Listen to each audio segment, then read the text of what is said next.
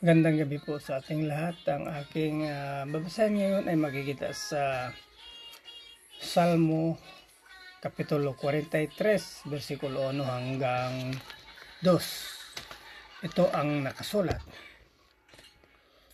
Hatulan mo ako'y walang kasalanan, Panginoon, at laban sa masasama ako'y iyong ipagtanggol. Sa masasama't sinungaling, ilayo mo ako ngayon.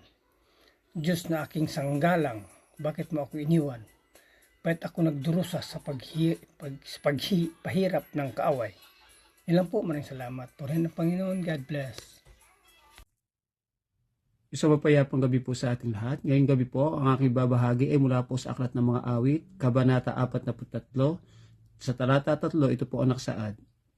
Ang totoo at ang liwanag, buhat sa iyo ay pakamtan upang sa Zion ay mabalik. Sa bundok mong dakong banal, sa bundok mong pinagpala, at sa templo mong tirahan. Ito po ang nakasaad sa banal na kasulatan. Ang pagpupuri po at pasalamat ay sa amang lumikha lagi. Amin.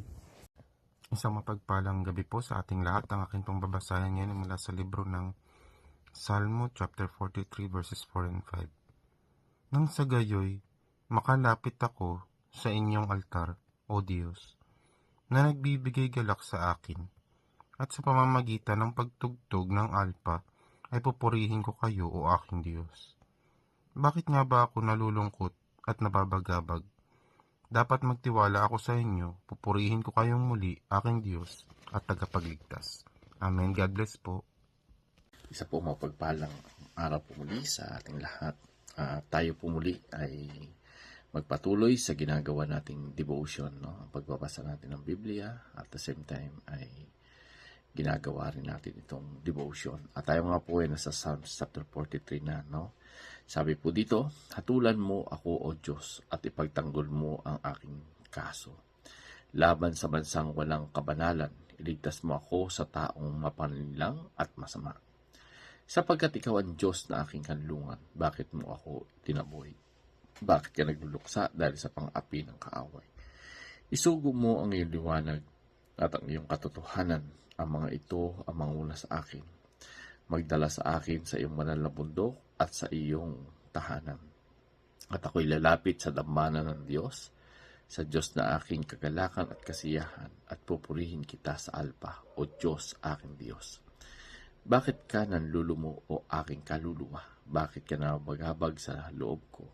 Umasa ka sa Diyos, sapagkat muli ko siyang pupurihin, ang aking tagapagligtas at aking Diyos. So dito po natin makikita, no, na talagang ang Diyos po ay siya talaga po yung makatarungang hukom, no, at tagapagtanggol. So dito makikita po natin yung psalmist ay humihingi po siya ng paghihiganti, no, para mabigyan siya ng katarungan, sapagkat alam niya po yung Diyos yung pinakamataas na hukom. So dito kahit anong gawing panlinlang ng tao ay hindi po kayang pwedeng linlangin ang Diyos.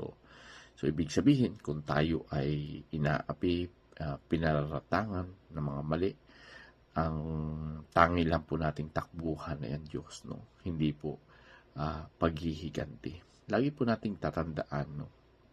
Ang Diyos po yung ating tagapagtanggol. Yung Diyos po yung liwanag niya, yung gumagabay sa atin. Kumbaga, yung kanyang mga salita, ito po yung gumagabay, no? Ito po yung pwedeng pumatnubay at gumabay po sa atin. At yung presensya po ng Diyos, ito po yung tunay na sagot sa anumang sitwasyon at kalagayan ng ating buhay. Na kapag alam natin na yung presensya ng Diyos ay andyan po sa atin, mananatili po sa atin yung kapayapaan. At lagi po nating tatandaan, no?